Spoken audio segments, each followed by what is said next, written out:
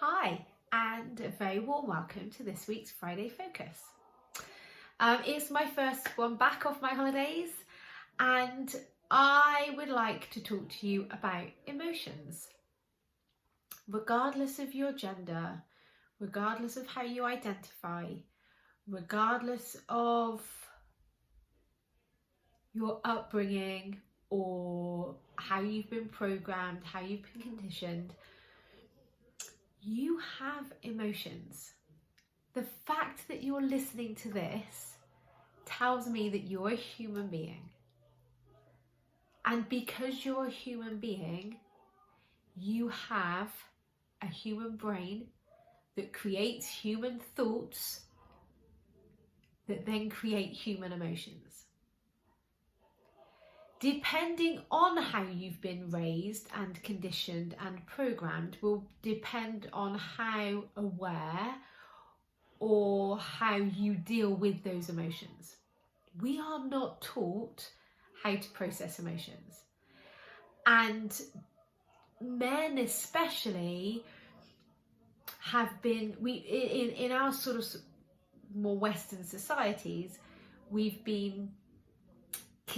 men have been conditioned to perceive vulnerability or fear as weak, as any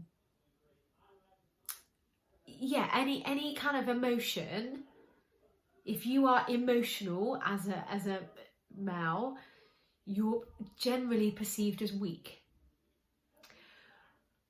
Which then means that when you have an emotion, and some women have been conditioned to avoid their emotions as well. I'm not saying it's just men, but we then think that because we're feeling a negative emotion, something's gone wrong. We shouldn't be like it. We should be different. We should be stronger. And I really want to call bullshit on that belief. So in my job as a life coach, I help people see their thoughts and deal with their emotions. And then I expected to begin with, now I know that my thoughts create my feelings, then I should never feel negative. I should never feel sad or grief or depression or that general feeling of low. I shouldn't do that because I'm a life coach and I know my thoughts create my feelings, so therefore I should always be positive. But that's not the case. I'm a human. You're a human. And because we're human, we have human emotions. We have human thoughts. My human brain freaks out at stuff just like anybody else's. My human brain tells me I want to eat all the sugar and make us feel better. My human brain tells me I don't want the holiday to end. So that's kind of what's triggered it this week for me, wanting to talk to you about your emotions, because my boys, we're coming to the end of the summer holidays. My boys are going back to school on Monday and Tuesday. And I always feel sad when this point comes to an end. Because I love my children. I love my husband. I love them being around.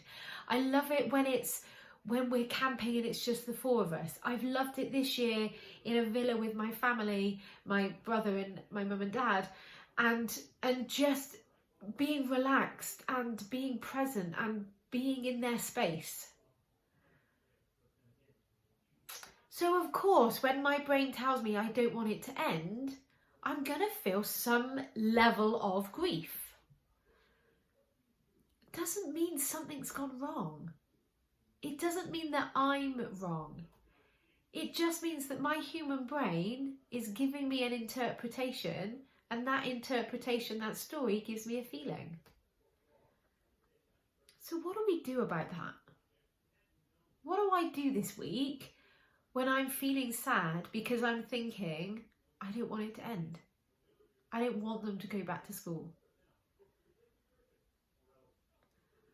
Well, And I'd like to offer this practice for you.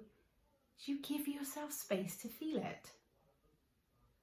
So you might not be feeling grief, or you might not be feeling sad, but you might be feeling anxiety, or you might be feeling anger, or you might be feeling disappointment or embarrassment. So this process works regardless of the emotion. It's the same with positive emotions, but we generally tend to allow ourselves to experience those. And have you noticed then they disappear? Like, excitement doesn't last. It's there for a few minutes and then it goes until you think about the thing that makes you excited. And the same with negative emotions. So here's what I do.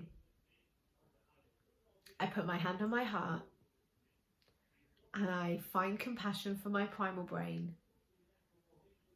And I just tell myself that we're fine. Like, I recognize the emotion. I feel it in my body. I notice, where in my body do I feel it? Is it hot? Is it cold? Is it fast? Is it slow? Is it heavy or is it light? What colour is it? Does it move around, or does it stay in one place? And so for me, when I think I don't want it to end, I don't want them to go back to school, I feel grief. And where I feel grief is in my diaphragm.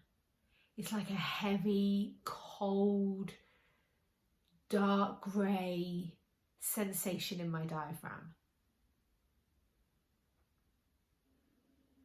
And as you talk about it, and as you notice it, and as you shine a light on it, it actually starts to ease. I realise I can breathe. Nothing has gone wrong in that moment. That thought creates that feeling, and that's okay. We're human. We're designed to have emotions. We're designed to have thoughts that create feelings. It's only been society that has told us something different. And that isn't helping us. It doesn't stop the emotions happening. It just means then we don't know what to do with it. And we don't actually have to do anything with it. We can just watch it and experience it, and it disappears. So you can apply this to any emotion. You can apply this exact same skill to the cravings for sugar or alcohol, or that urge to scroll on your phone, or the urge to check your inbox instead of doing that difficult task. You just sit with it. You notice the thought that's causing it, and you just sit with it and experience it. And I promise you, nothing bad will actually happen. So I'm being really kind to myself this week. I'm giving myself... So when I say kind, I don't mean I'm going to sit and eat loads of crap, because that's not actually being kind to my body. But I am just going to give myself space to sit and to feel. And I'd like to offer for you to do the same too. It might sound shit, but actually the other side of it is so much better, because once you've processed that through, the other side is peaceful. Whereas if you keep trying to avoid it, or numb it, or distract yourself, or push it away, or eat or drink it away, you never actually feel peace. You never actually learn the skill of releasing the emotion. It just stays like locked away, festering. And if you want any more help with this, then please get in touch. This is the skill that I teach in my 21-day program. We specifically look at the cravings for sugar. We physically support the body, but also we're learning the skills of supporting the mind and allowing ourselves to experience the urge and not respond to it. And the more you do that, the weaker it gets and the stronger you get. Rather than every time you respond to it, it gets stronger and you get weaker. So if you're interested in that, the next one's starting at the end of September. I've actually got a workshop in a couple of weeks on the 14th of Wednesday, the 14th of September, going into more detail about how to get control of your sugar cravings and giving you more information about that program. So if you're intrigued or you want to work with me one-on-one, it is the fastest way to get to where you want to go. Please get in touch because I would love to help you. Have an amazing week and I'll speak to you all again next week. Bye.